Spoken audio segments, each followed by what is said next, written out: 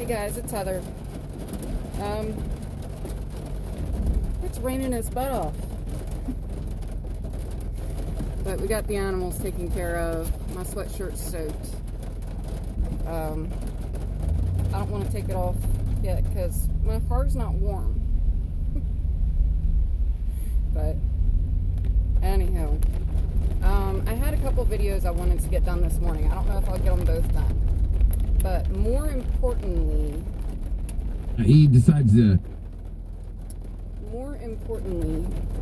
wanted to talk about my leap into a little bit more than vocal activism.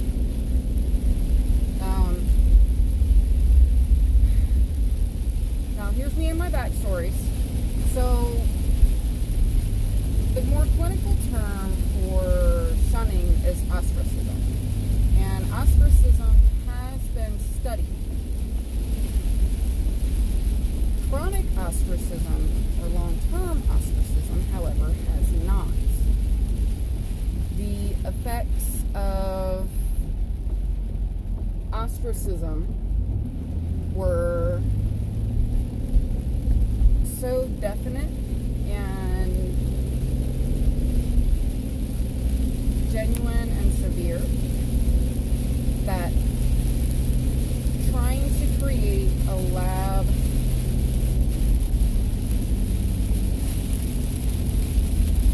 scenario, trying to create a lab-worthy scenario of chronic ostracism would be unethical. So really there's no studies.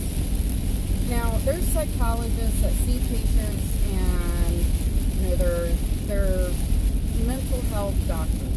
And then there's the ones that do the research, that ones who more actively see patients free for the sake of their patients.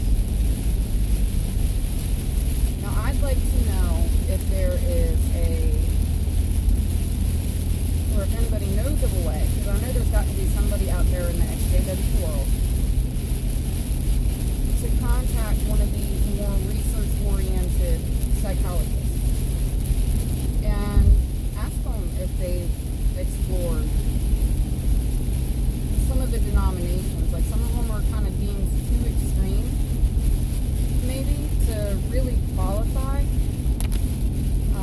the mind control level, but I'm wondering if the Jehovah's Witnesses would fit into the normal or the more typical societal norms to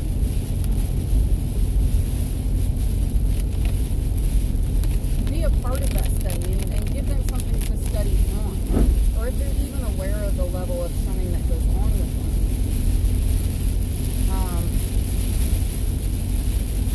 It might be a case where they have to evaluate each person and decide how and where their information is used, or run that algorithm to see if there's a correlation between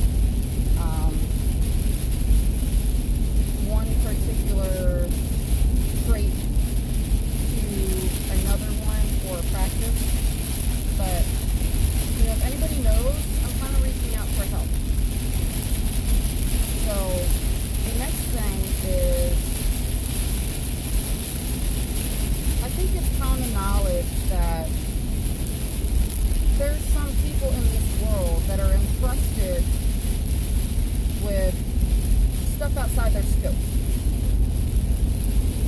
People want to talk to their pastor about marital issues. The pastors, teachers, preachers, the rescue people of whatever sort.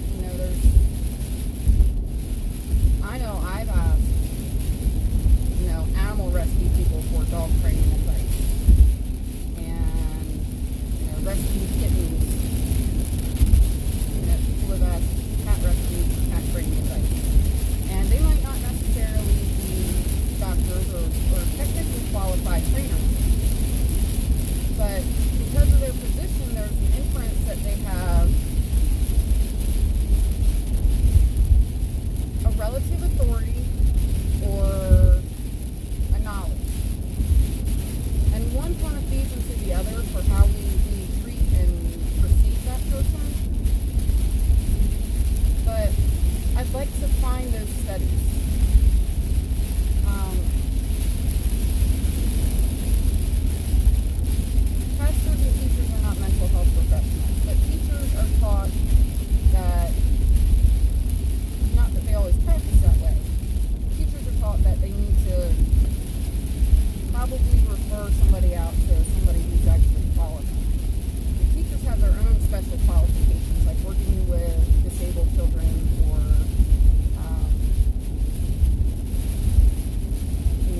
special education. And they have different age levels that they have to qualify for, at least in my state. And I think when you're in one of those scenarios where you're a nonprofit, you have a 501c3 or a charitable organization, they tend to have these people that are entrusted with more authority than what is in their actual scope. And in order to make this not about the religious aspect, because this does affect more than Jehovah's Witnesses, but this is a Jehovah's Witness channel, and this is the reason that I'm thinking about it. In order to make it not about a religious thing, to make that argument valid, I need to find one of those studies, and I'm not exactly sure how to go about that. I need to know if there is a scholarly study that people in places of relative authority or trust are commonly asked by their adherents or students or whatever you want to call them to provide information and expertise beyond what they're qualified to. And in order to correct that and give people the correct information that they need, because there's a lot of people that are going to the wrong places, and we know it. Boy, do we know it. I'd like to make it a rule that any type of school, 501c3, charitable organization, any of those things are required to provide a poster in a discreet location, like the back of a bathroom door, or if there's a commonly used coat room, a discreet location where somebody can see a poster that provides information on resources for disadvantaged or people at risk. So you're talking like suicide, food pantries, resources, help with your utilities, mental health professionals, how to contact to report police abuse, what you can call 911 for, that kind of stuff. And the only way, if we can get that kind of thing passed, that they can tell people not to do that, is to literally stand up on the stage and don't do that. And they're going to sound like a bunch of crazy people by saying, don't do that, don't use these actual qualified resources. You're going to sound like a crazy person to anyone who's remotely awake. Number one. Number two, by having this poster there, it gives the inference that they endorse the use of these resources.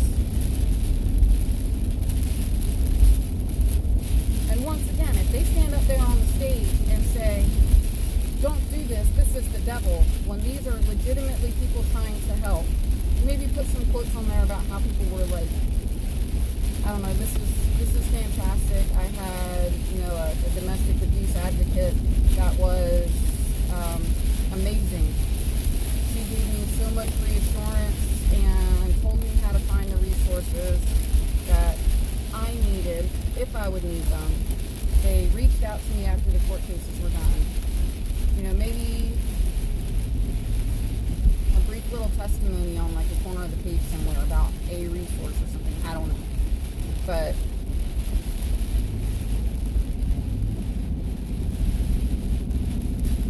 I think it's a good idea, because like I said, it gives the inference that it's endorsed. They don't sit there and say, these are the laws now.